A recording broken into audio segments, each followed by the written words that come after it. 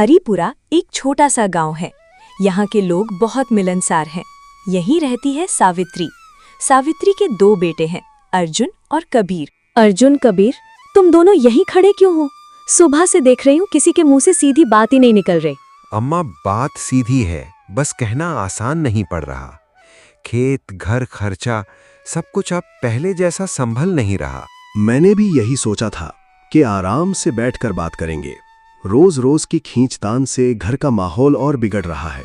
खींचतान घर में चीजों की नहीं, मन की होती है बेटा। तुम दोनों के चेहरे देखती हूँ तो लगता है जैसे कई रातों से ठीक से सोए ही नहीं। नींद कैसे आए अम्मा? मंडी का उधार अलग है, बीज का पैसा अलग, और ऊपर से घर का हिसाब हर महीने लड़ाई बन जाता है। मैं भी हाथ खींचकर नहीं बैठा हूं भैया। दुकान से जितना आता है सब घर में ही लगता है, पर आपको लगता है जैसे मैं बचाकर रख रहा हूं। मैंने तुम दोनों को बचपन से एक थाली में खिलाया है। अब बात इस मोड़ पर आ गई है कि कमाई गिनी जाएगी। अम्मा, मैं बस चाहता हूँ कि जिम्मेदारियां साफ हों ताकि रोज का ताना बंद हो। और मैं चाहता हूं कि मुझे हर बात पर छोटा साबित ना किया जाए। घर में बोलो तो भी गलत, चुप रहो तो भी गलत। सावित्री ने एक पल के लिए तस्वीर की ओर देखा, जैसे मन ही मन अपने दिवंगत पति से पूछ रही हो कि इस घर की गांठ अब कैसे खुलेगी। थोड़ी देर बाद भीतर की रसोई से अर्जुन की पत्नी मीरा आती है। उसके पीछे कबीर की पत्नी पूजा भी आती है। दोनों के चेहरे पर झिझक है, पर भीतर बहुत कुछ दबा हुआ है। अम्मा, सुबह से सब ऐसे खड़े हैं जैसे घर में कोई फैसला नहीं, अदालत लगी हो। मैंने सोचा था पहले आप लोग बात कर लें, फिर मैं आऊं, लेकिन बात इतनी बढ़ गई है तो मेरा चुप रहना भी ठीक नहीं लगेगा। तुम दोनों भी बैठ जाओ। घर की बात घर की औरतों से छिपती नहीं, उल्टा सबसे पहले वही महसूस करती हैं। अम्मा, मैं सीधी बात कहूँ, एक रसोई में काम करते करते अब हर छोटी चीज हिसाब बन जाती है। दाल कितनी बनी, तेल कितना लगा, यही सुनना पड़ता है। और मेरी बात भी सुन लीजिए, अगर मैं बाजार से कुछ ले आऊं तो लगता है जैसे मैं अपनी मर्जी चला रही हूं, जबकि कई बार घर की जरूरत देखकर ही लाती हूं। मीरा झूठ नहीं बोल रही अम्मा। खर्च बढ़ा है और बात बात पर तकरार भी। मैं रोज खेत से लौटकर यही सुनता हूँ। पूजा भी गलत नहीं कह रही। उसे हर बार सफाई देनी पड़ती है जैसे वो इस घर की बहू नहीं, बाहर की कोई मेहमान हो। मैंने पूजा को कभी पराया नहीं माना, पर जब काम बंटता नहीं और बात उल्टी मेरे हिस्से आती है तब मन दुखता है। मैं भी लड़ाई नहीं चाहती दीदी, लेकिन हर बार बड़े छोटे का हवाला देकर बात खत्म कर दी जाए तो फिर मेरी बात कहाँ जाएगी? तुम दोनों की आवाज में गुस्सा कम, थकान ज्यादा है। यही बात मुझे सबसे ज्यादा डराती है, क्योंकि थका हुआ मन जल्दी टूटता है।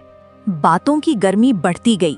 इस घर में कोई दुश्मन नहीं था, पर कोई किसी की पूरी बात भी नहीं सुन पा रहा था। कुछ देर बाद अर्जुन कुछ जमीन के कागज निकालता है। कबीर पास में है। सावित्री थोड़ी सीधी होकर सब देखती है। अम्मा, बाबूजी के बाद से खेत का बड़ा हिस्सा मैं संभाल रहा हूँ। सुबह से शाम तक वहीं रहता हूँ, इसलिए मैं चाहता हूँ कि हिस्से साफ लिखे जाएं। और मैं क्या कर रहा हूँ भैया? दुकान, मंडी के चक्कर, लोगों से उधार वसूलना, घर के छोटे मोटे काम, ये सब भी तो घर के लिए ही हैं। मैंने तेरी मेहनत से इनकार नहीं किया, पर जब बात फैसले की आती है तब हर कोई चाहता है कि मैं ही पीछे हट जाऊं। क्योंकि तुम बड़े हो इसलिए तुमसे उम्मीद भी ज्यादा होती है, लेकिन इसका मतलब ये नहीं कि मैं हमेशा तुम्हारे कहे पर सिर झुकाए रहूं। अगर हिस्सा लिखने से शांति आए तो मुझे उससे दिक्कत नहीं, कम से कम रोज की कड़वाहट तो खत्म होगी। मुझे भी साफ बात पसंद है। अलग रहेंगे तभी रोज की खटखट से छुटकारा मिलेगा। फिर साफ कह देता हूँ, अगर बंटवारा होगा तो बराबरी से होगा। बाद में कोई ये ना कहे कि छोटे ने मौका देखकर फायदा उठा लिया। कागज सामने थे, पर उन पर लिखे अंकों से ज्यादा भारी वे बातें थीं जो बरसों से मन में जमा थीं। उसी घर का भीतर वाला कमरा। जब तुम्हारे बाबूजी गए थे तब मैंने सोचा था दुख बड़ा है, पर घर साथ रहेगा तो सब कट जाएगा। आज लग रहा है असली डर तो अब सामने खड़ा है। अम्मा, आपको दुख देने का इरादा कभी नहीं था, पर मैं भी कब तक सब ठीक है कहकर आंख बंद करूं? मैं भी यही कह रहा हूँ। जो बात आज कह देंगे शायद वही कल की बड़ी लड़ाई रोक दे। माँ, अगर आप कहें तो गांव के पटवारी को बुला लेते हैं। वो कागज देख लेगा, जो ठीक होगा वही लिखवा देंगे। हाँ, और जो भी फैसला हो सबके सामने हो, बाद में किसी को शिकायत का मौका ना रहे। इतनी जल्दी भी क्या है? एक बार ठंडे मन से सोच लो। मुझे पता है एक दिन अलग होना ही है। सोच तो हम बहुत दिनों से रहे हैं अम्मा, शायद इसी वजह से बात आज यहाँ तक पहुँची है। अगर रुकना है तो वजह साफ होनी चाहिए, बस टालते रहने से मन और उलझेगा। आंगन में वे लोग खड़े हैं। अम्मा, मैं आज ही पटवारी को खबर भिजवा देता हूँ। जितनी देर करेंगे उतनी ही बातें उलझेंगी। ठीक है, बुला लो, लेकिन जो भी होगा साफ साफ होगा, बिना घुमा फिरा कर। तुम दोनों ने मन बना लिया है, ये मैं देख रही हूँ। बस एक बात याद रखना, माँ के हिस्से का आंगन कहीं छोटा मत कर देना। अम्मा, आपका हिस्सा कोई नहीं बांट सकता। घर चाहे जैसे बंटे, आपकी जगह बीच में ही रहेगी। तभी बाहर से गांव के पुराने मुखिया रघुवीर की परछाई आंगन में पड़ी और सब एक पल को चुप हो गए। बाहर से ही आवाजें सुन ली तो सोचा बिना बुलाए आ जाओ। लगता है इस घर में आज सिर्फ चाय नहीं, कोई बड़ा फैसला भी चढ़ा है। आओ रघुवीर भैया, सही समय पर आए हो। मेरे घर के बच्चे एक ही छत के नीचे खड़े हैं, पर रास्ते अलग करने की बात कर रहे हैं। मुखिया जी, हम बस साफ बंटवारे की बात कर रहे हैं। झगड़ा बढ़े उससे पहले बात लिखी पड़ी हो जाए, यही सोच है। लेकिन बात इतनी सीधी भी नहीं है। हिस्से जमीन के हैं, पर चोट अम्मा के मन पर पड़ रही है। अगर बात मन तक पहुंच गई है तो फैसला जल्दी नहीं, समझदारी से होगा। पहले मैं कागज देखूंगा, फिर एक बात बताऊंगा जो शायद तुम लोगों ने अभी तक सोची ही नहीं। रघुवीर कागज हाथ में लिए खड़ा है। सावित्री, अर्जुन और कबीर उसके सामने खड़े हैं। रघुवीर ने कागज पढ़ना शुरू किया। सबकी सांसें जैसे थम गईं। पिछली शाम जो बात अधूरी रह गई थी, अब उसी का सच सामने आने वाला था। ये सिर्फ जमीन का बंटवारा नहीं है। तुम्हारे पिता ने आखिरी पन्ने पर एक शर्त लिखी थी, जो बेटा घर की इज्जत, मेहनत और ईमानदारी को पहले रखेगा, असली जिम्मेदारी उसी को मिलेगी।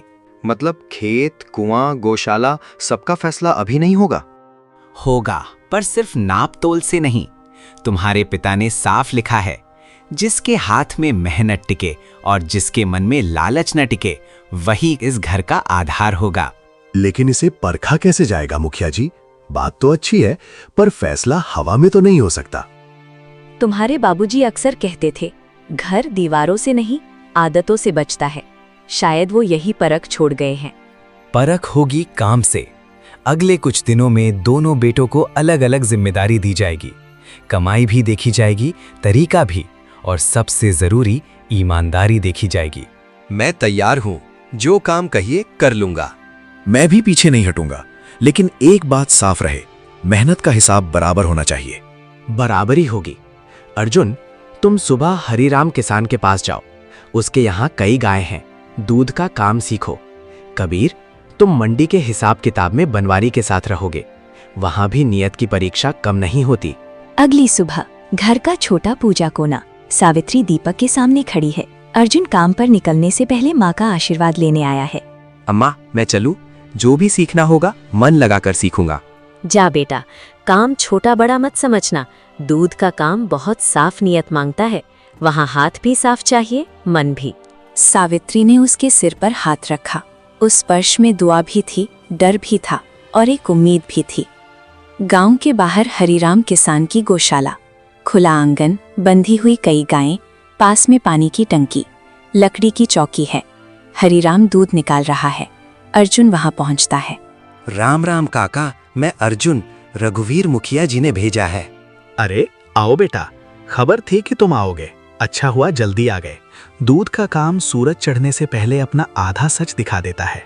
मैं सीखना चाहता हूँ काका, जो कहेंगे ध्यान से करूंगा।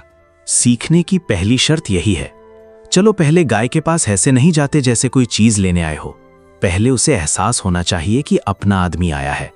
मतलब पहले सहलाना है? हाँ, धीरे से गर्दन पे हाथ फेरो, आवाज भी नरम रखो।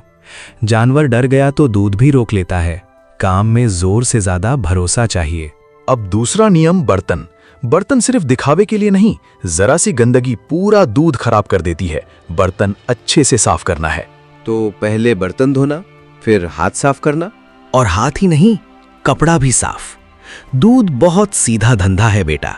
इसमें मिलावट छुपती देर तक नहीं, फैलती जल्दी है। अर्जुन चुपचाप सुनता रहा। हरिराम उसे सिर्फ काम नहीं, बल्कि ईमानदारी की गहरी सीख दे रहा था। अब बैठो। थन को जोर से नहीं, लय से पकड़ो। गाय को दर्द नहीं होना चाहिए। डर लग रहा है, कहीं कुछ गलत ना हो जाए। थोड़ी देर बाद कुछ दूध भर चुका है।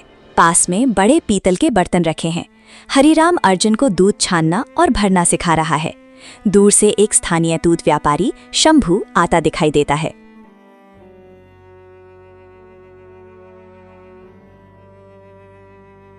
राम राम हरि राम, आज तो काम जल्दी निपट रहा है।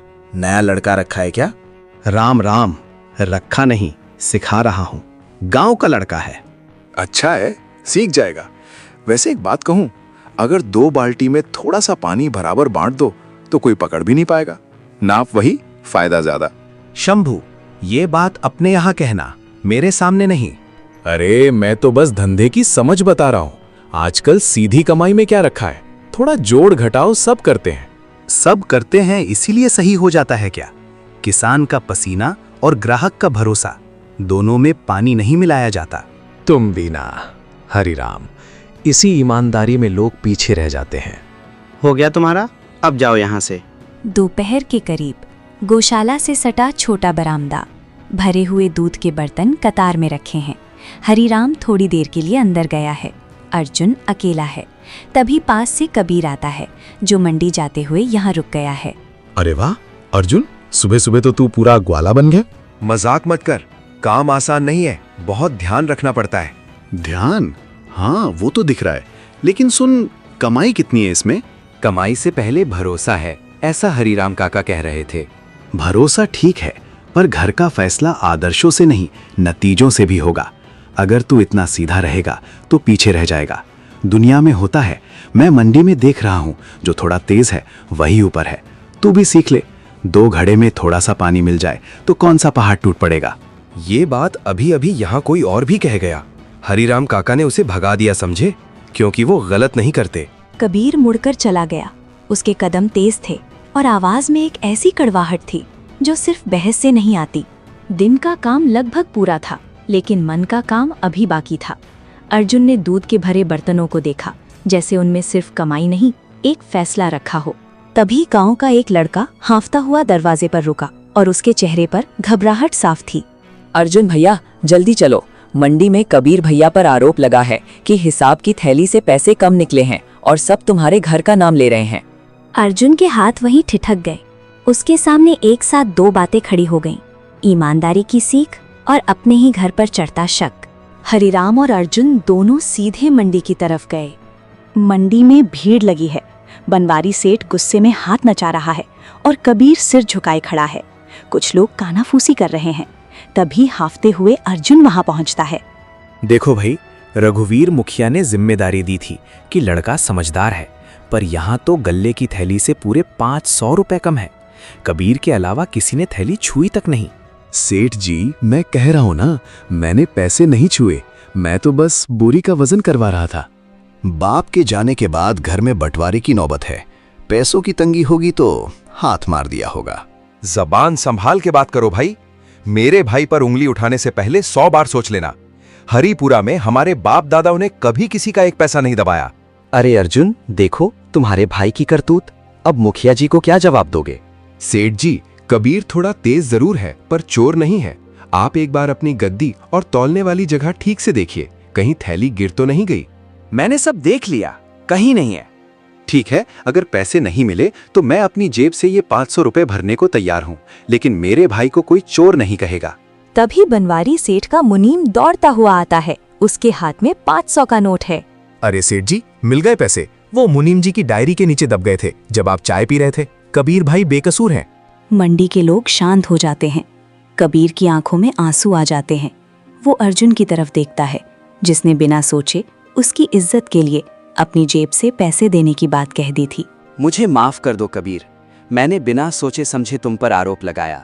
फिर दोनों भाई और हरिराम काका अपने अपने घर चल देते हैं। सावित्री, मीरा, पूजा और रघुवीर मुखिया बैठे हैं। अर्जुन और कबीर एक साथ आंगन में आते हैं।